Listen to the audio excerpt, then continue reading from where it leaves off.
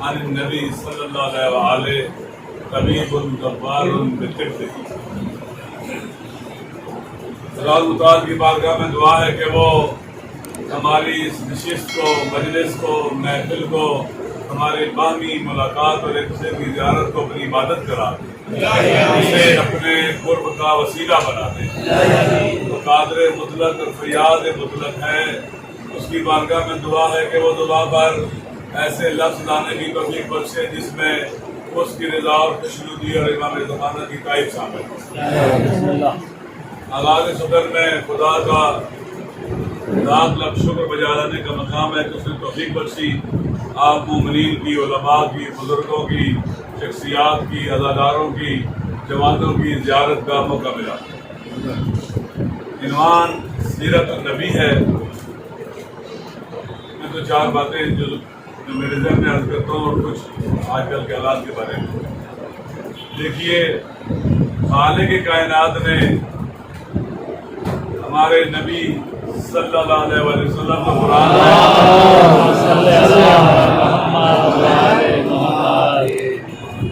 کہا کہ ان کی ذات بابرکت میں آپ کے لیے اسوہ حسنہ ہے. لقد کان لکم فی رسول اللہ اسوۃ حسنہ، بہترین اسوہ، خوبصورت اسوہ، رول ماڈل ہے آپ کے لیے. ہر قوم اور ملت کا، معاشروں کا کوئی نہ کوئی رول ماڈل ہوتا ہے جس کے نقش قدم پر چلتے ہیں، جو ان کے لیے معیار اور ترازو کی حیثیت رکھتا ہے، جو ان کے لیے کسوٹی ہوتا ہے اپنے آپ کو پرکھنے کی اور معاشرے کے لیے بھی ہوتا ہے. اللہ کے نبی کے جو اوصاف ہیں، ادب کے حوالے سے، اخلاق کے حوالے سے، ہر پہلو سے اگر آپ دیکھیں، انفرادی زندگی، اجتماعی زندگی اور اسی طرح سے سیاسی زندگی، اس کے بعد حکومت کے حوالے سے، حکومت قائم کی، ہدایت کے حوالے سے، تبلیغ کرنے کے حوالے سے، ہر پہلو سے وہ ہمارے لیے نمونہ عمل ہے. سیرت کا علماء بیٹھے ہیں، فعلۃ کا وزن ہے، نو پر لڑ کر دو ہے. آپ کہتے ہیں کہ ضربۃ دلالت کرتا ہے کہ ایک ضرب کے اوپر، فعلۃ ایک بار کرتا ہے، اور فعلۃ دلالت کرتا ہے کہ حیت اور شکل کے اوپر. آپ کہتے ہیں کہ جیسا کہ سیرت الفیرت کے وزن پر اسٹائل، اسلوب، انداز اور روش پر دلالت کرتا ہے.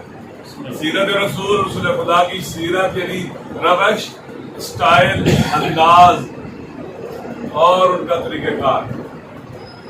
تو مثلا باپ ہونے کے حوالے سے آپ کا اسٹائل کیا تھا، انداز کیا تھا، ایک باپ کی ذمہ داریاں انجام دینے کے لیے. ایک ہمسائے کے حوالے سے کیا تھا، ایک فیملی کے بڑے ہونے کے حوالے سے کیا تھا، ایک پیشوا کے طور پر کیا تھا، ایک مبلغ کے طور پر ان کا اسٹائل اور انداز کیا تھا. ہماری رول ماڈل اس کا نتیجہ ہے، اس کا اثر ہے ہماری زندگی میں. تبلیغی حوالے سے کہا طبیب جبار بطبہ، وہ ایسے، لیکن مبلغ کیا ہوتا ہے؟ حقیقت میں انسانوں کی روح کا طبیب ہوتا ہے، آرائشوں سے پاک کرتا ہے، تہذیب نفس کرتا ہے، تربیت کرتا ہے انسانوں کی دین کے ذریعے، احکام دین کے ذریعے، معارف دین کے ذریعے. اس بات کے بارے میں طبیب جبار بطبہ، ویسا طبیب تھا جو دبار تھا، دورہ گر تھا، پھرتا تھا، اپنا طب لے کر گلی گلی، کوچا کوچا لوگوں تک خود پہنچتا تھا تاکہ ان کا علاج کرے، ان کی جہالت ختم کرے اور ان کی جہلیت کو ختم کرے. تو پھر ہمیں بھی دبار ہونا پڑے گا. یہ نہیں کہ ہم ایک جگہ بیٹھ جائیں، گھروں میں بیٹھ جائیں، باہر نہ نکلیں، بے تفاوت رہیں.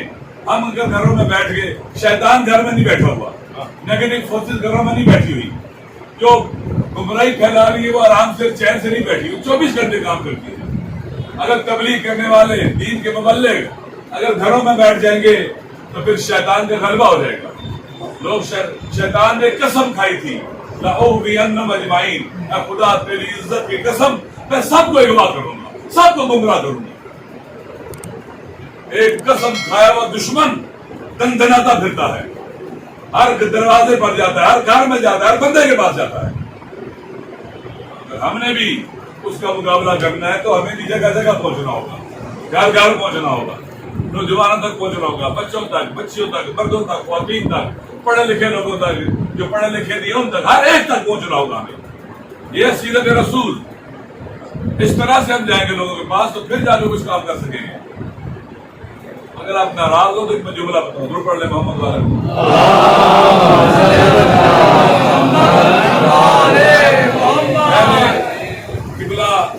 الاسلام المسلمین شیخ محسن نجفی صاحب حفظہ اللہ، جو اسلام آباد میں ہوتے ہیں، جامعہ مدرسہ اہل بیت جس میں پڑھتا رہا ہوں، اس کے بھی پرنسپل ہیں، اور جامعہ الکوثر کے بھی اور بھی مزاقوں کے بھی ملاقات. میں نے ان سے پوچھا کہ نجف میں عراق میں انقلاب نہیں آیا، ایران میں آیا، آپ دو حوضوں میں کیا فرق محسوس کرتے ہیں؟ بسم اللہ. انہوں نے فرمایا کہ ایران کے اندر حوضہ علمیہ میں تبلیغ کرنے کی سنت راج تھی. لوگ ویکینڈ پر جمعرات جمعہ چھٹی ہوتی تھی، اپنے علاقوں میں جاتے تھے، تبلیغ کرتے تھے. تبلیغ کا رواج تھا. شہنشاہ اپنے تمام تر طاقت کے باوجود امام خمینی کا پیغام لوگوں تک پہنچنے میں نہیں روک سکا، رکاوٹیں نہیں ڈال سکا، ہار گیا. امام خمینی کا پیغام جلا وطن تھے پھر بھی پہنچ جاتا تھا. لوگوں کی تربیت ہوتی تھی، جوان کام کرتے تھے، علماء کے ساتھ مل کر کام کرتے تھے. ایک بہت بڑی یلغار تھی شاہ کی طرف سے، ان کی شناخت مٹا دی جائے. جب بھی کسی قوم کا کلچر تہذیب مٹ جاتی ہے وہ اپنی شناخت کھو بیٹھتی ہے. وہ ان کے سروں سے چادریں اتار کر، ان کا لباس بدل کر، اور ان کے اندر منشیات کو پتہ نہیں کس کس کو رواج دے کر ان سے ان کی شناخت چھینا چاہتا تھا شاہ، تاکہ بے ہویت ہو جائیں، بے شخصیت ہو جائیں، کچھ نہ رہیں اور شاہ کے پیروکار ہو جائیں. لیکن حسین کے حکم کے علماء نے کیا کیا؟ انہوں نے تبلیغ کی، جگہ جگہ پہنچے. اگر علماء جلا وطن ہوتے تھے اس علاقے میں تبلیغ کرتے تھے، جاتے بے تفاوت نہیں ہوتے تھے، معاشرے سے لا تعلق نہیں ہوتے تھے. علماء بھی اور پڑھے لکھے لوگ جو پروفیسر ہیں، ٹیچرز ہیں، اور بھی لوگ ہیں، جوان بھی، سارا ایک نیکسس تھا، ملے ہوئے کام کرتے تھے. آپ دیکھیں پاکستان کے اندر حالات، ہمارے ملک کے اندر معاشرے کو دیکھ لیں، انحراف کس طرح سے پھیل رہا ہے. دیکھیں اصلاح کا کام بہت صبر آزما کام ہوتا ہے. یہ سرجری سے نہیں ہوتا، صبر سے ہوتا ہے. سرجری فوراً کاٹ کے بڑے پھینکو، کاٹ کے سرجری کر کے اصلاحی کام نہیں ہوتا. صبر چاہیے، صبر ایوب چاہیے، صبر اہل بیت علیہ السلام چاہیے، صبر مولا حسین چاہیے، صبر امام سجاد علیہ السلام چاہیے. لہذا ہم سب کی ذمہ داری ہے، اپنے ہم نبی کے ماننے والے ہیں، ہم اگر باپ ہوں تو بہترین باپ بنے، ان کو رول ماڈل مانیں. 14 کے 14 رول ماڈل ہمارے. اولنا محمد، آخرنا محمد، اوسطنا محمد، کلنا. 12 کے 12 باب مدینہ علم ہے. اویئرنیس بہت ضروری ہے. اگر آدمی کو اویئرنیس نہ ہو، حالات سے خبر نہ، حالات کی خبر نہ ہو، باخبر نہ ہو، تو درست تبلیغ کا کام، تربیت کا کام اور اصلاح کا کام نہیں کر سکتا. ہر بیماری کا علاج ہوتا ہے، دوائی ہوتی ہے. ایسے پتا ہونا چاہیے کہ اس بیماری کا کیا علاج ہے. گمراہیاں ہیں، کچھ انحرافات ہیں. انسان آج آپ کو پتا ہے کہ جتنا انٹرنیٹ زیادہ ہوا ہے اتنا ہی گمراہیاں گھروں میں چلی گئی. والدین بھی اولاد سے لا تعلق ہو گئے، اور والدین کو پتہ ہی نہیں ہے بچہ جو کہ گھر میں کمرے میں بیٹھا ہوا وہ کیا کر رہا ہے. یہ بھی جو واقعات ہوتے ہیں، بچیاں بات کرتی ہیں، بعض اوقات مسائل ہوتے ہیں، انٹرنیٹ پر تعلقات تو رابطے بن گیا. کوئی بات نہیں. کتنی تربیت کی ضرورت ہو کہ بچے بچیاں پاک ہوں. وہ کام کرنے کی ضرورت ہے، خالی مولانا کی ضرورت نہیں ہے. ماں اور باپ کی بھی ذمہ داری ہے، دوستوں کی بھی ذمہ داری ہے کہ اپنے دوست کا خیال رکھیں. استادوں کی ذمہ داری ہے اپنے اسٹوڈنٹس کا خیال رکھیں. ہمسائے کی ذمہ داری ہے اپنے ہمسائے کا خیال رکھیں. جڑا ہوا ہے معاشرہ، پھر یہ کام ہو سکتا ہے. بالخصوص امریکہ، عالمی قوتیں جیسے عارف کہہ رہے تھے، وہ ابھی آ رہے ہیں کہ ہمارے ذہن چینج کریں. آپ دیکھیں ایران میں انقلاب ہے، وہاں دشمن کتنا خطرناک ہے. ہاں حجاب کی خلاف ورزی اور دنیا ساری ساتھ کھڑی ہو. ایک لڑکی کا اٹیک ہوا ہے، بے حجاب تھی، بڑی بری طریقے سے بے حجاب تھی. اس کو سمجھانے کے لیے لے گئے، وہاں پر جو سینٹر ہے وہاں پر بیٹھی ہوئی تھی، ہارٹ اٹیک ہوا، پوری دنیا سے ساتھ کری حجاب لوگ اٹھے، انہوں نے قرآن کو آگے لگائی، مساجد کو آگے لگائی، پوری دنیا ساتھ ہے، امریکہ، کینیڈا، یورپ کے جو نیوز ایجنسی اور کیا اخبار ہے، فاکس نیوز، وہ خود دی گوگل نے اس طرح سے کیا ہوا، خبریں جو آپ تک آئیں وہ امریکہ کے ذریعے، CNN کے ذریعے، ان کے ذریعے آئیں، اور وہ جیسا آپ کا مائنڈ بنانا چاہتے ہیں وہ بنائے۔ دشمن اتنا بے رحم ہے، اتنا شیطان، اتنا بے دین ہے اور بے حیا ہے، وہ ہماری ناموس کو ننگا کرنا چاہتا ہے، اس کے سر سے چادر اتارنا چاہتا ہے، اسے بے حیا بنانا چاہتا ہے۔ دشمن اتنا خطرناک ہے۔ آپ کس وجہ سے ٹکراؤ ہے؟ یہاں بھی ہو رہا ہے، یہاں حالات بدل رہے ہیں، بالخصوص جو لوگ شہری علاقوں کے قریب ہیں، اشاروں میں چینجنگ آ رہی ہے بہت بڑی بڑی، اس لیے ہمیں ضرورت ہے کہ ہم منظم ہوں، غیر منظم دشمن منظم کام کر رہے ہیں، ویل آرگنائزڈ کام کر رہے ہیں، ویل پلانڈ ہے، ویل انفارمڈ ہے۔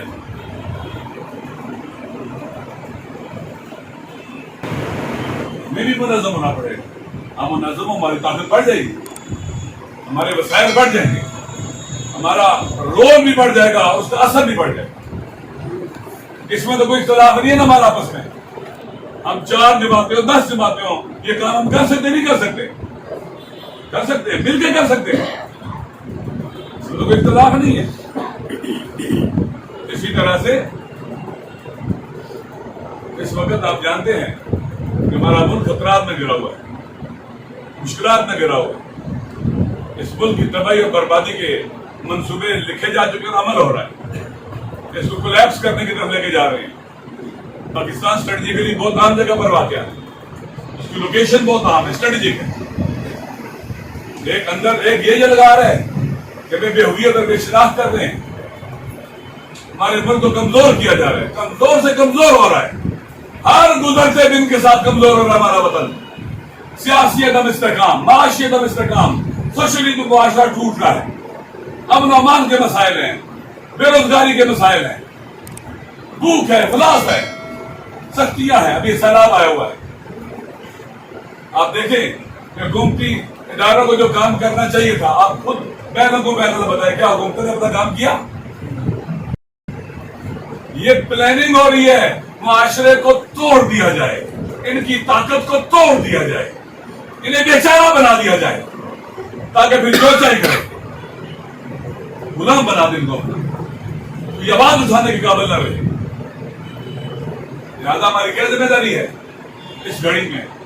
یہ جو کمزور ہیں، یہ جو سیلاب زدہ ہیں، متاثر ہیں سیلاب سے، پورے ملک کے اندر جو پنجاب سے لے کر آپ کنٹری کا جو علاقہ ہے، ہم سب کی ذمہ داری ہے۔ سب سے پہلے ذمہ داری اس علاقے کے لوگوں کی ہے جن میں جو اس سیلاب سے بچے ہیں، وہ سب سے پہلے اٹھے ان کی مدد کریں، وہ پہلے پہنچ سکتے ہیں۔ یہ بھی ہم نے رسول پاک سے سیکھا، ان کی سیرت ہے۔ سب سے پہلے اپنے گھر سے شروع کرو، لوگوں کا ساتھ دو، ان کی عزت نفس کا خیال رکھو، ان کی کرامت انسانی کا خیال رکھو، دیتے وقت ایسے نہ دو کہ ان کی تحقیر اور تذلیل ہو، بہت اہم ہے۔ لہذا سب سے پہلے ہماری ذمہ داری ہے، لڑکانہ کے اطراف میں سیلاب ہے، لڑکانہ کے شہریوں کی ذمہ داری ہے لوگوں کی، پھر اطراف والوں کی، پھر اطراف والوں کی، پھر کراچی تک، پھر پاکستان تک، پھر باہر، پہلے یہاں سے شروع ہونا چاہیے،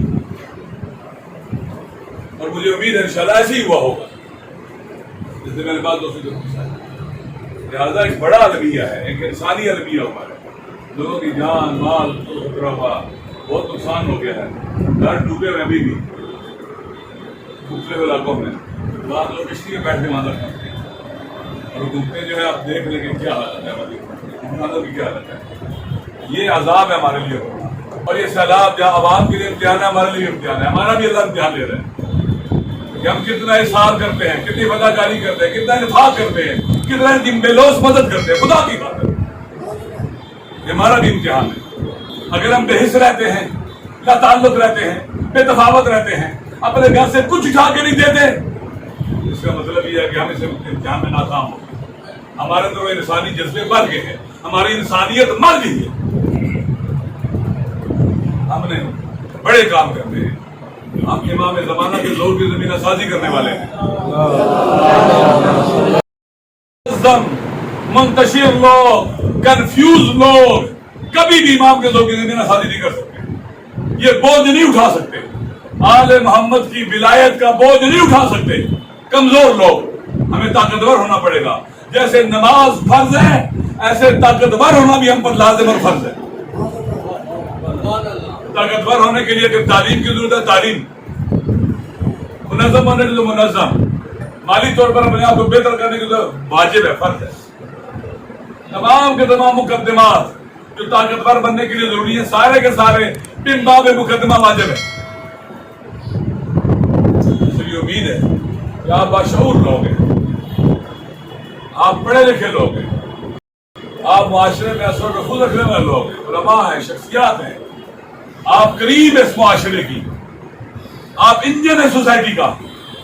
آپ حرکت کریں گے سوسائٹی اور معاشرہ حرکت کرے گا. چلو امید ہے انشاءاللہ ہم سارے ہاتھوں میں ہاتھ دیں گے، طاقتور بنیں گے اور مظلوموں کو ظالموں کے شکنجے سے نکالیں گے. اس وطن کی بھی حفاظت کریں گے اور جو وطن کو تباہ و برباد کرنا چاہتے ہیں ان کا راستہ روکیں گے انشاءاللہ. اور کوشش کریں گے تو اللہ ہماری مدد کرے گا. الذین قالوا ربنا اللہ ثم استقاموا تتنزل علیہم الملائکہ. جنہوں نے کہا کہ ہمارا رب اللہ ہے، کوئی فرعون ہمارا رب نہیں ہے، کوئی ابو جہل ہمارا رب نہیں ہے، کوئی نمرود ہمارا رب نہیں ہے. پھر وہ ڈٹ گئے، ثابت قدم رہے تو اللہ کی طرف سے پھر ملائکہ اترتے ہیں مدد کے لیے. ملائکہ اترتے ہیں. میں لبنان جاتا ہوں، میں سید سے پوچھتا ہوں بعض اوقات، وہ کہتے ہیں بلکہ واقعات میں لکھا ہوا ہے ملائکہ اترے ہیں، لوگوں نے دیکھے ہیں. ملائکہ کو لوگوں نے دیکھا 2006 کی جنگ میں. مولا علی کو دیکھا 2006 کی جنگ میں. جناب سیدہ کائنات کو ثانی زہرا کے ساتھ دیکھا ہے 2006 کی جنگ میں اسرائیل کے خلاف. وہ مدد کرتے ہیں. آئیے ہاتھوں میں ہاتھ دیں، اپنی قوم کی خاطر، ملت کی خاطر، وطن کی خاطر، دین کی خاطر، اپنے مذہبی فرائض کی خاطر ہم اکٹھے ہوں، آگے بڑھیں تاکہ ہم کام کر سکیں. السلام علیکم ورحمۃ اللہ وبرکاتہ.